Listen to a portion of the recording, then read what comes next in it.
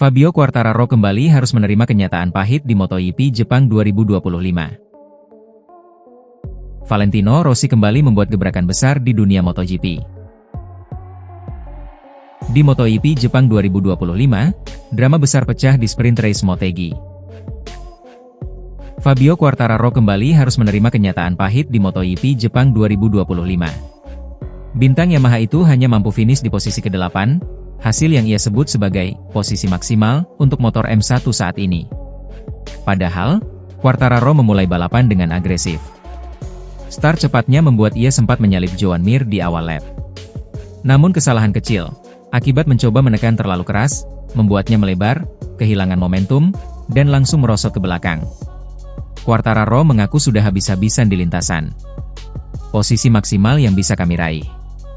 Saya melakukan start yang sangat baik, tetapi, dengan grip yang kami miliki, saya membuat kesalahan karena saya mencoba menekan dan menyamainya, tetapi itu jelas mustahil.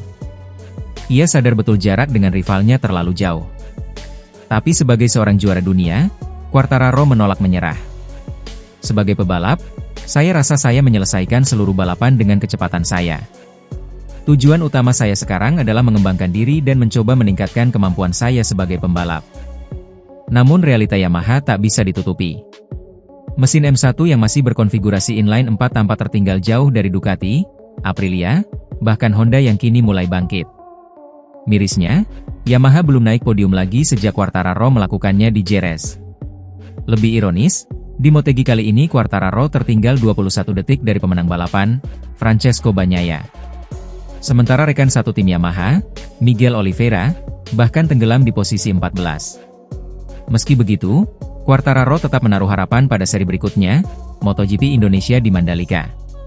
Saya pikir Indonesia bisa menjadi trek di mana mungkin kami bisa membuat sesuatu yang bagus.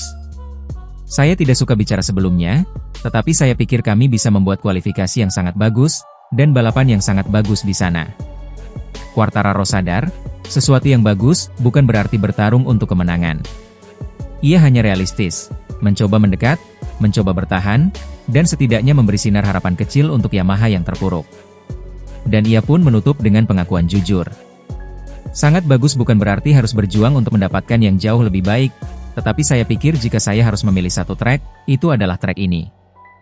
Di tengah dominasi Ducati, kebangkitan Honda, dan kejutan dari KTM, kisah Quartararo bersama Yamaha terasa makin tragis.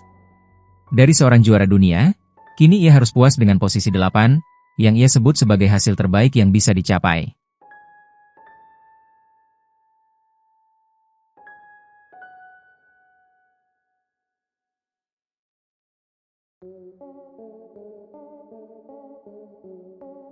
Valentino Rossi kembali membuat gebrakan besar di dunia MotoGP. Bukan di lintasan, melainkan di balik identitas timnya, VR46 Racing Team. Menjelang seri spektakuler MotoGP Indonesia 2025 di Mandalika, Rossi dan timnya memperkenalkan sesuatu yang jauh lebih dari sekadar cat motor, sebuah simbol kebanggaan dan penghormatan pada budaya Indonesia. Di Jakarta, Selasa 30 September, sang legenda 9 kali juara dunia hadir bersama dua jagoannya, Fabio Di Giannantonio dan Franco Morbidelli. Mereka memperlihatkan livery khusus Ducati Desmosedici yang langsung mencuri perhatian. Desainnya dikerjakan Maestro Aldo Drudi, orang yang selama ini merancang identitas visual Rossi. Yang membuat publik terkesima adalah sentuhan budaya Indonesia di dalamnya. Kuning fluo, warna ikonik Valentino Rossi, tetap mendominasi. Tapi kali ini dipadukan dengan merah putih Pertamina, lalu dihiasi motif batik Lombok, persis seperti pola yang sudah menjadi ciri khas run-off sirkuit Mandalika. Rossi menyadari bahwa ini bukan sekadar motor. Ini simbol persaudaraan. Dengan lantang ia berkata, "Dukungan penonton Indonesia luar biasa dan memberikan semangat tambahan bagi kami. Livery ini adalah cara kami untuk mengungkapkan rasa terima kasih dan merayakan kebersamaan dengan penggemar Indonesia." Kata-kata Rossi itu terasa emosional, seolah Mandalika memang telah menjadi panggung keduanya. Pernyataan itu diperkuat oleh sahabat dekatnya sekaligus Direktur VR46, Alessio Uccio Salucci, yang menegaskan, "Kami bangga membawa identitas Indonesia kembali ke trek MotoGP. Mandalika terasa seperti rumah kedua bagi kami, dan melalui livery ini kami ingin memperkuat ikatan dengan Pertamina Lubricants dan semua penggemar di Indonesia." Namun di balik seremoni indah ini, ada beban besar. Tahun lalu Marco Bezzecchi hanya mampu finish keempat di sprint race dan kelima di balapan utama. Fabio Di Giannantonio sempat tampil solid di sprint, tapi crash menghancurkan peluangnya di Grand Prix. Kini, VR46 datang dengan harapan besar, namun juga dengan kewajiban, membuktikan bahwa penghormatan pada Indonesia ini tak berakhir hanya di atas skate motor.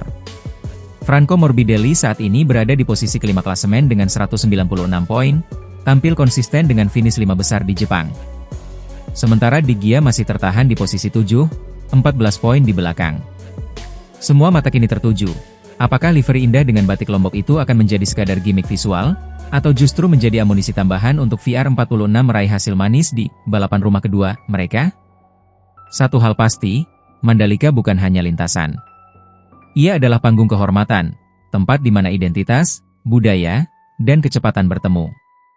Dan bagi Valentino Rossi serta VR46, YIPI Indonesia tahun ini bukan sekadar balapan. Ini adalah pernyataan, sebuah ikrar bahwa hubungan mereka dengan Indonesia lebih kuat daripada sekadar sponsor.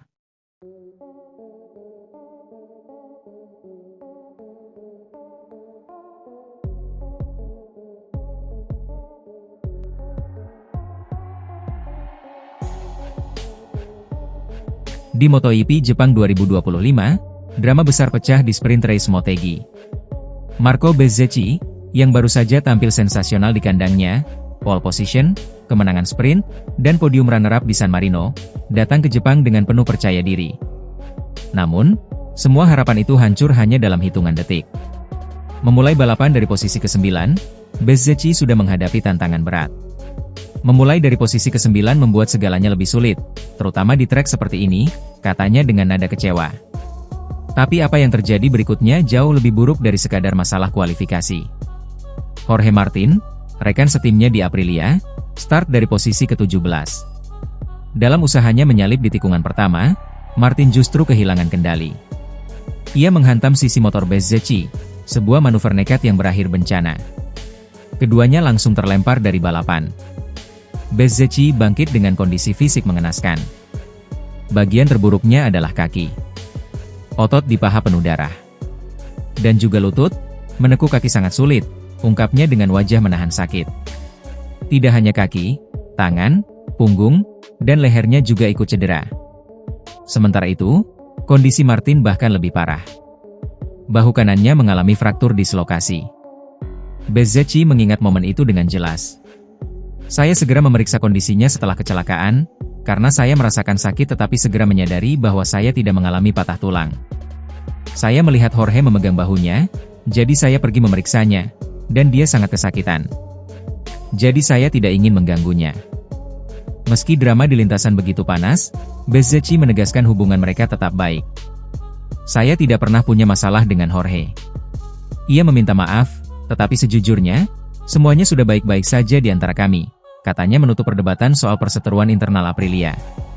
Yang mengejutkan, hanya sehari setelah insiden, Bezzecchi tetap turun di Grand Prix utama. Meski tubuhnya penuh luka, ia berhasil finish keempat. Saya menjalani balapan yang cukup baik.